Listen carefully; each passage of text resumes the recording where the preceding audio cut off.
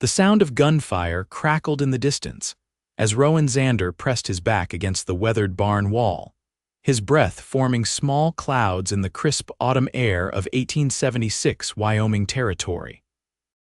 He wasn't running from the law, not this time, but from something far more dangerous, the hollow feeling that had followed him across the frontier for the past decade. At 32, Rowan had seen enough of the West to know that a man without roots was like tumbleweed, destined to roll until he caught on something or simply wore away to nothing.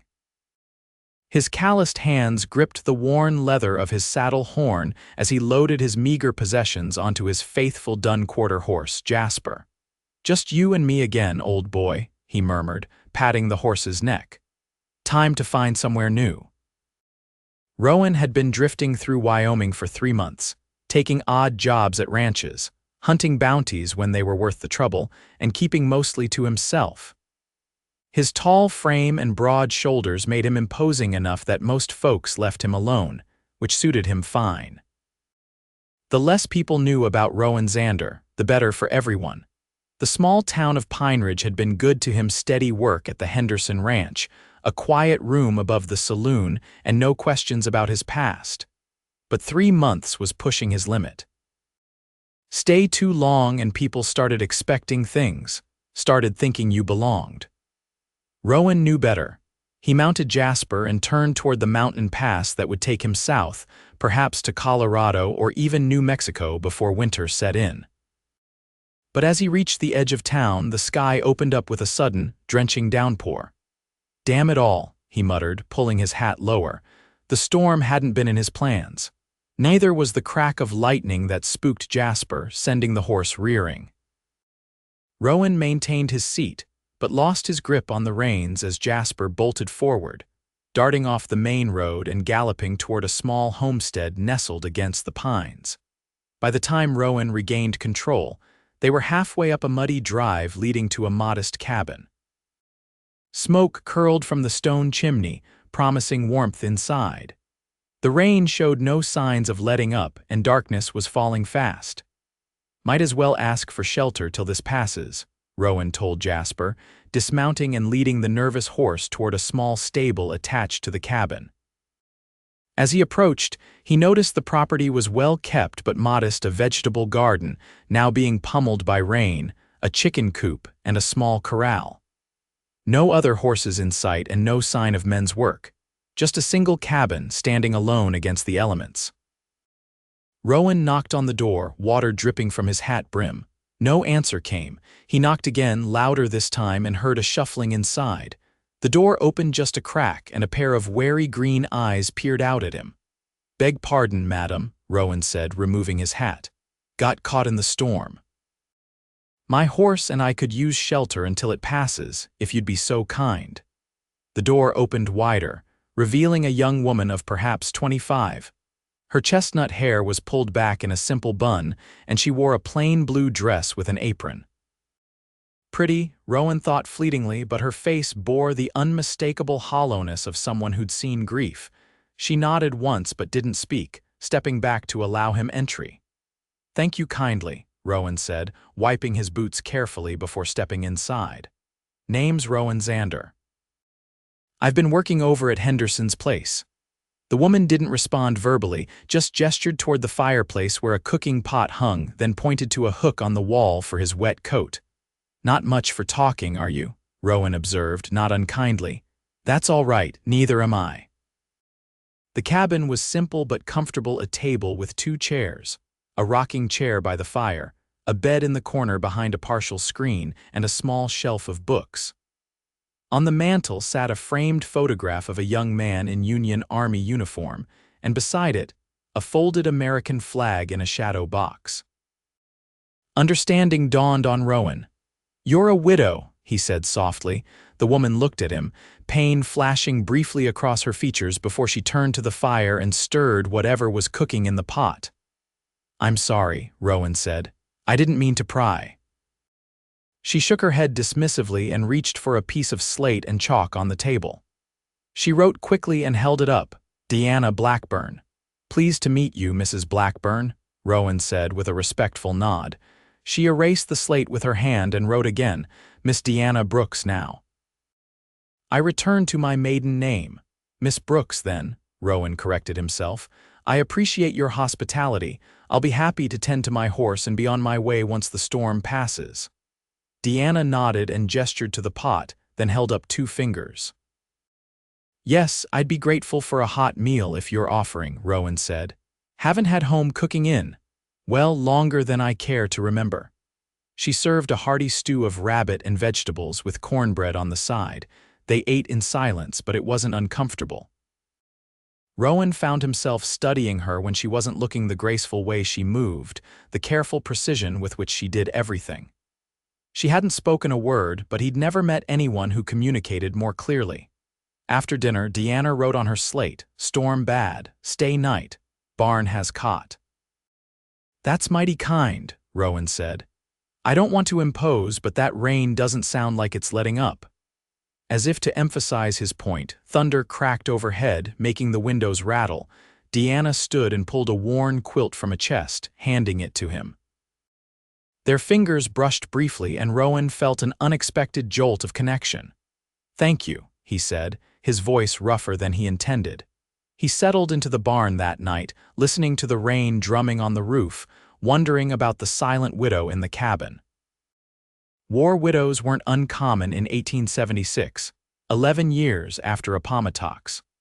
The country was still healing, still mourning, but there was something about Deanna Brooks that suggested her silence went deeper than grief. Morning brought clear skies and a stillness that always follows a storm. Rowan woke at dawn, as was his habit, and stepped outside to find Deanna already in the garden, salvaging what vegetables had survived the deluge. "Morning," he called, approaching cautiously so as not to startle her. She looked up, pushing a strand of hair from her face, and nodded in greeting. "Let me help you with that," Rowan offered, moving to lift a fallen trellis that had supported pea vines. They worked together for an hour, neither speaking but developing a rhythm nonetheless. Rowan found himself impressed by her strength and determination. This was no helpless woman waiting for rescue. When they finished, Deanna motioned toward the cabin where smoke now rose from the chimney. Breakfast was simple eggs from her chickens and the last of the cornbread from the night before. As they ate, Rowan realized he was in no hurry to leave. "I should be moving on," he said, more to remind himself than her. "But I'd be happy to help with any repairs around your place before I go, least I can do for your kindness." Deanna considered him for a long moment, then wrote, "Roof leaks, north corner." Rowan smiled. "I can fix that." One repair led to another. The leaky roof needed more than a patch. Several shingles had rotted. The chicken coop needed reinforcing against predators. The well pulley squeaked something fierce. Before Rowan knew it, the day was gone, and Deanna was inviting him to stay another night with a simple gesture toward the barn. "I'll be gone by tomorrow," Rowan assured her. "Just want to finish that fence section we started." But the next day brought its own tasks, and the day after that. A week passed, then 2. October turned colder, with frost greeting them each morning. Rowan moved his few possessions from the barn to the small storage shed that he'd repaired and insulated as a proper bunkhouse. They fell into a routine. Work during the day, quiet meals together. Evenings by the fire where Deanna would sometimes write on her slate, sharing small things about her life. She'd been married just 6 months when her husband, Thomas Blackburn, marched off to war in 1864. He returned physically, but never really came home. The war had broken something in him. He died in 1869 from a fever, leaving Deanna alone on the homestead her parents had established before their own passing. What Deanna never explained was her silence. Rowan didn't ask, though curiosity gnawed at him. He'd seen her lips move sometimes when she thought he wasn't looking, as if practicing words she couldn't release. As November deepened, Rowan knew he should leave before winter closed the mountain passes, but each morning he found another reason to stay just one more day. The truth, which he barely admitted to himself, was that he'd never felt so at peace as he did in the quiet company of Deanna Brooks. One evening, as the first snow fell outside, they sat by the fire. Deanna had been teaching him to play checkers, and she was surprisingly competitive, her green eyes sparkling whenever she captured one of his pieces. "I give up," Rowan laughed after his third defeat. "You're too good for me, Miss Brooks." She smiled, a rare and beautiful sight that transformed her face, erasing the sorrow that usually shadowed her features. Impulsively, Rowan asked, "Why don't you speak? Is it something physical or—" Her smile vanished. She stared at the checkerboard for a long moment, then reached for her slate, some things too painful to say aloud. "I understand," Rowan said softly. "We all have wounds that don't show." Deanna studied him, then wrote, "Your wounds." Rowan hadn't spoken of his past in years, but something about Deanna's quiet presence made it possible. "I killed a man," he said simply. "He deserved it. He was robbing a stagecoach, had a gun to a woman's head. I was riding shotgun, did what I had to do." He took a deep breath. Trouble was, he had a 16-year-old brother riding with him. Boy pulled his gun after his brother fell. I had no choice but to shoot him too. Rowan's voice grew rough. Found out later they were orphans. Elder brother was just trying to feed them both. Been riding ever since, never staying anywhere long enough for it to catch up to me. Deanna reached across the table and placed her hand on his, her touch gentle but firm. She didn't write anything on her slate. She didn't need to. That night, Rowan lay awake in his bunkhouse, thinking about Deanna Brooks and her silent strength. He was falling in love with her, he realized, with a mixture of wonder and fear. A man like him had no business dreaming of a future with anyone, let alone a woman who'd already seen more than her share of sorrow. The next morning, Rowan rose early, determined to tell Deanna he'd be moving on. Winter or not, he couldn't stay. It wasn't fair to either of them. But when he approached the cabin, he found Deanna in distress, frantically pointing toward the hills where her 2 milk cows grazed. Through gestures and hastily written notes, she explained that the cows had wandered off, likely seeking shelter from the snow. "I'll find them," Rowan promised, rushing to saddle Jasper. The snow was falling heavily now, reducing visibility. Rowan followed the cows' tracks as best he could, but the fresh powder was quickly covering them.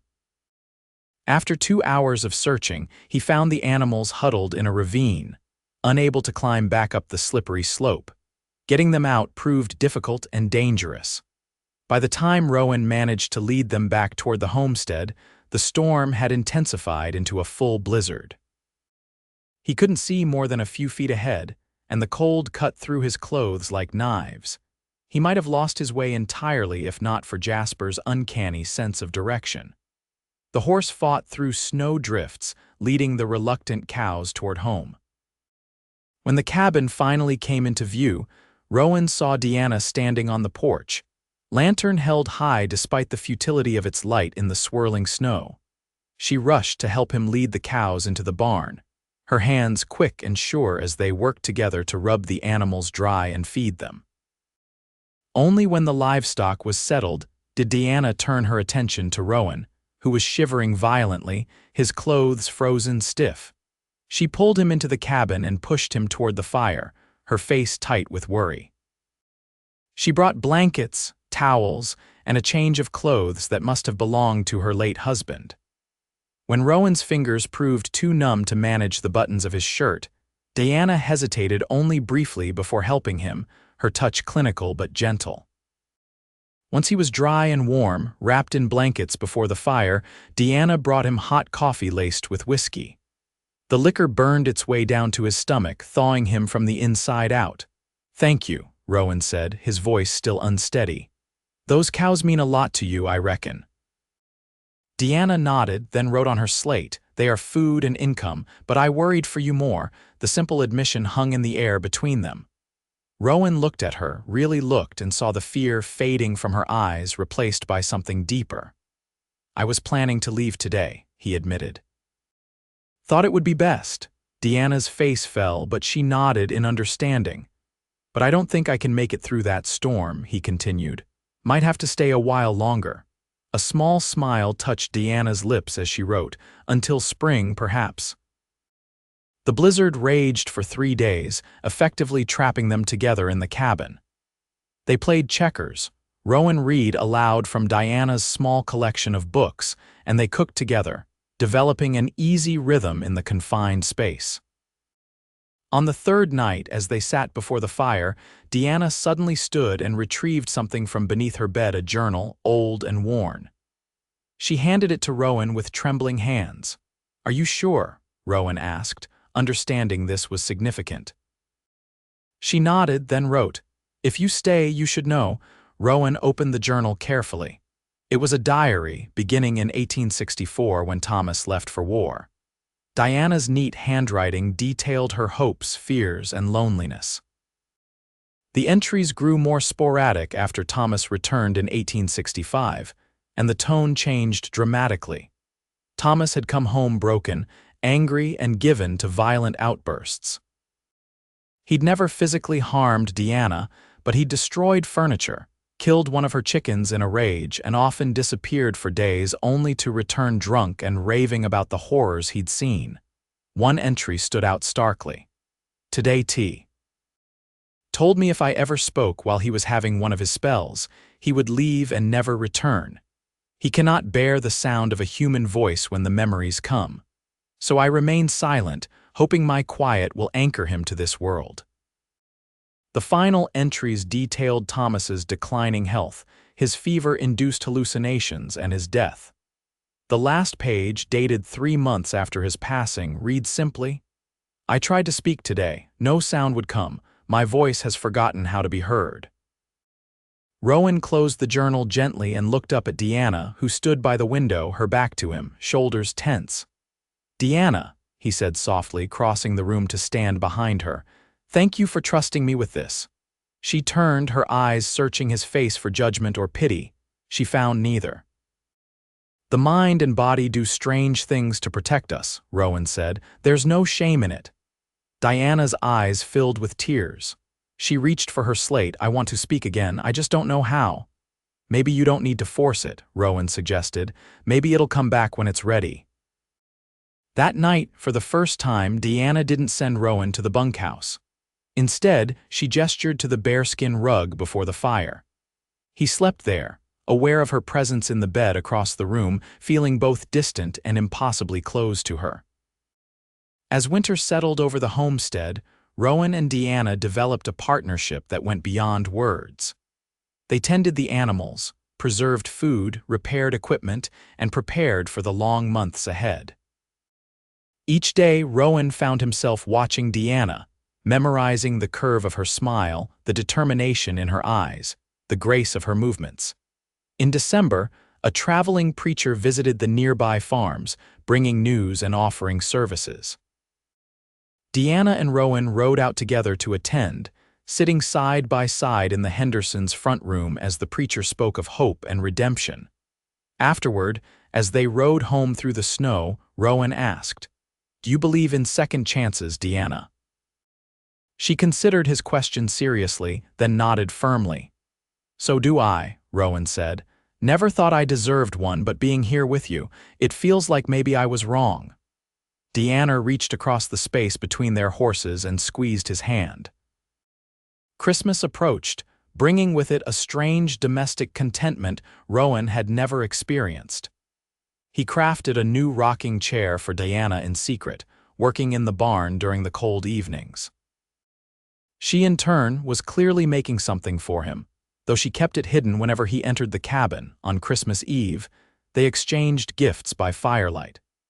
Diana's face lit up at the sight of the rocking chair, her fingers tracing the carved flowers Rowan had painstakingly added to the arms. "Noticed you favored wild roses in your garden," he explained, suddenly shy. She presented him with a package wrapped in brown paper and string. Inside was a new coat, expertly tailored from heavy wool with a sheepskin collar and reinforced elbows. "Diana, this is. When did you find time?" Rowan marveled, trying it on. "It fit perfectly," she wrote, "while you sleep. You needed something warmer." The thoughtfulness of the gift moved him deeply. Without thinking, he leaned forward and kissed her cheek softly. "Thank you." Diana froze, her eyes wide, one hand rising to touch the spot where his lips had been. "I'm sorry," Rowan said quickly. I didn't mean to, she shook her head and wrote. Don't be sorry. They sat together before the fire until late that night, neither wanting the moment to end. When Deanna finally rose to go to bed, she paused beside Rowan's chair and bent down, pressing her lips to his forehead in a gentle kiss of her own. January brought harsh cold and deep snow, keeping them largely confined to the homestead. February saw them running low on flour and coffee, necessitating a difficult trip to town. March brought the first hints of thaw, patches of bare ground appearing between snowdrifts. And with the changing season came the unspoken question of whether Rowan would leave when the mountain passes cleared. One evening in late March, as they sat on the porch watching the sunset paint the melting snow in shades of pink and gold, Rowan finally addressed it. "Spring's coming," he said quietly. "Time was I'd be itching to move on by now." Deanna tensed beside him but kept her eyes on the horizon. "Thing is," Rowan continued, "I don't want to go, not unless you want me to." She turned to look at him, her expression a mixture of hope and fear. "I love you, Deanna Brooks," Rowan said simply. "Never thought I'd say those words to anyone, but there they are. I love your strength, your kindness, your determination. I love the way you've built this life despite everything. I love you with or without your voice." Diana's eyes filled with tears. She fumbled for her slate, hands shaking so badly she could barely write. "I love you too." Rowan took her hands in his. "I'm not Thomas, I know that. I don't expect to replace him or erase what you had, but if you'll have me, I'd like to build something new with you." Deanna's tears spilled over. She nodded emphatically, then pulled her hands free to write, "Stay, please stay." "For as long as you'll have me," Rowan promised. That night, Deanna invited Rowan into her bed, not as a temporary guest but as a partner. Their lovemaking was tender and unhurried, a physical expression of the bond that had grown between them through the winter months. Afterward, as they lay together in the darkness, Rowan held her close, amazed at how completely his life had changed since that rainy day in October. "I never believed in fate," he murmured against her hair. "But that storm that brought me to your door seems like more than chance, doesn't it?" Deanna nodded against his chest, her fingers tracing patterns on his skin. "I was running from ghosts," Rowan continued. "You were living with them.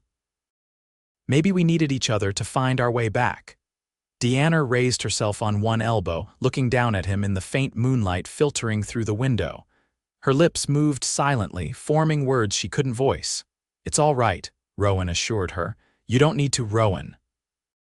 The word was barely audible, raspy from disuse, but unmistakable.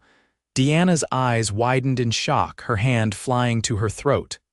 "Deanna," Rowan whispered, hardly believing what he'd heard. "Rowan," she said again, stronger this time. "Rowan." A tear slid down her cheek as she repeated his name, the only word she could summon after years of silence. He pulled her close, his own eyes wet. "I'm here," he promised. "I'm right here." Throughout April, Deanna's voice returned slowly, painfully, one word at a time. Rowan never rushed her, never showed impatience when she reverted to her slate. By May she could speak in short sentences, though she tired quickly. "It hurts sometimes," she admitted one evening as they planted the spring garden. "Not my throat, inside." She tapped her chest, "like breaking open." "Then we go slow," Rowan said. "We have time."